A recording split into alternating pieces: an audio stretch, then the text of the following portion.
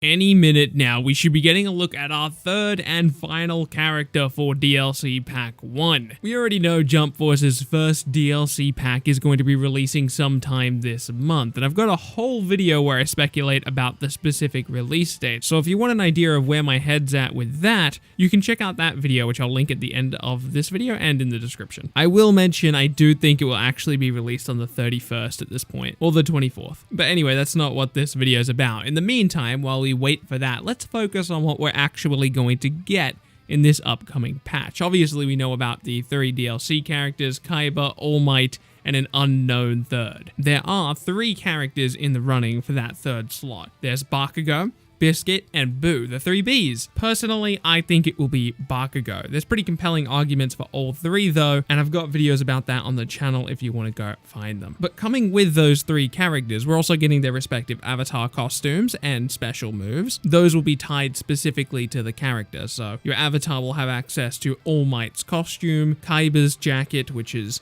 awesome because it's godly, but they're also going to get access to special moves as well, which should be pretty interesting to see. Yugi Moto's moves are not available on Create a Character outside of Draw Card, so perhaps the only special moves that the CSCs will get from Kaiba is going to be his version of Draw Card, because he does have a Draw Card. With All Might, they're probably going to get access to everything, right? I mean, you can get all of Deku's special moves. I don't see why you wouldn't be able to get All Might as well, which means you can do kind of like an All Might Deku hybrid with your avatar. On the side of free content this patch, we should be getting quite a lot. We're getting the World Tournament Arena stage, which is free. You don't have to pay for that stage. Very surprising to me. And I'm sure it will be visually amazing. I mean, the Jump Force stages are incredible, and I'm sure this stage will be no exception. Though I do question how they're going to make it interesting. I mean, World Tournament Arena has been in so many games at this point. I'm curious to see what Jump Force will do to kind of separate themselves from that. I'm sure it will have a very realistic tone to it, which will set it apart a bit. I wonder if they're going to do anything else with it. Are they going to try and tie it into the real world like they do with some stages? Online link mission. There is no additional context for this. We still have no idea what this is. There is literally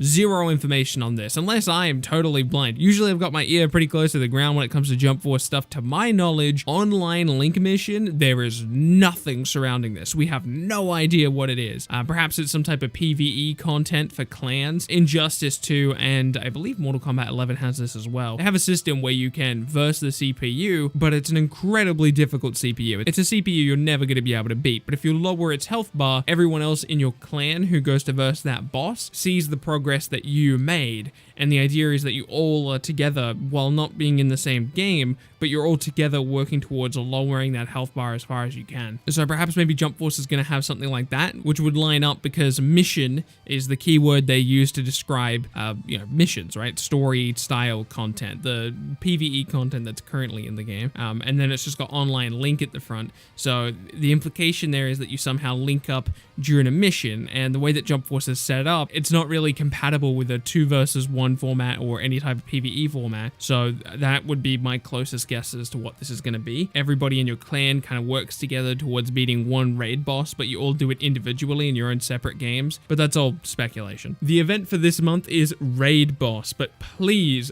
do not read too much into that. I see a lot of people reading into these events time and time again. A lot of people look at the names of the events and they say, oh, that means this mode is coming, or this mode. People think there's going to be some mode called Arena Mode because there's an arena event scheduled for June. Same thing can be said for July. People think we're going to get a tournament mode. And while these things would be pretty cool, just because there's an event with a specific name doesn't mean we're getting anything out of it. I mean, we've seen the Vertex event, which appears to be pretty much nothing other than like a seasonal ranked thing. And you'll probably end up being able to say the same thing about Raid Boss event, unfortunately. Though if they ever are going to do anything interesting with events, it will be now with whatever the online link mission thing is. So that's all of the confirmed info from the next patch. But what else do we have to look forward to? I do think this will be the big rematch patch. People have been asking for rematch for some time now, and various Bandai people, Bandai employees have said it's quote-unquote in the works, and that's been said since the launch pretty much. So what better time to release this feature than the launch of the first DLC pack? Honestly, if we don't get rematch this patch,